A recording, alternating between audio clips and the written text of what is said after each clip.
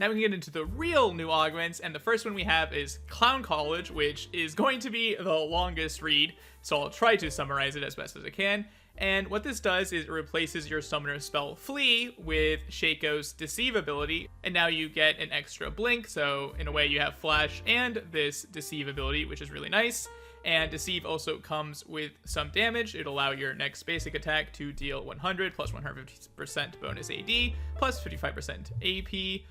Physical damage, and because Clown College also always gives you Shaco passive, where your basic attacks on hit now deal extra damage when hitting an enemy from behind, which is a nice added bonus.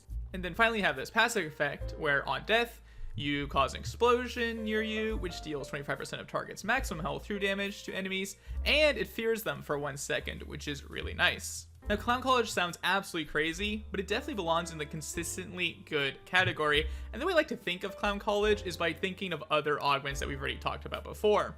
If you think about it, Clown College is kind of like a gold augment such as Flashy, or any augment that gives you more flashes, but not only does it give you a blink, it also gives you a vanish effect with the blink, which is really, really nice. And finally gives you an empowered dive bomber effect, where on death, you yourself will deal target maximum health damage, but it also will fear the enemies, so it's just better in general. So Clown College is kind of a bunch of these other augments all rolled into one, and I do think it is just consistently good. You also gain on top of that just this extra damage if you're backstabbing people, which will happen more often than you think, especially if people are like trying to kite you. If they're turned around, then you will be applying this damage. You also get the damage from blinking, which is rather nice. One of the best ways I see Clown College actually being used though is by like engaged champions, because you can jump in really early on and people don't really expect you coming, and then you show out of nowhere, use all your CC abilities, hopefully your teammate can follow up, you just absolutely wipe them. And even if like you trade 1 for 1, maybe you get the explosion, you fear the enemies, you're doing a bunch of damage, so it's a nice little wombo combo, especially for those engaged champions.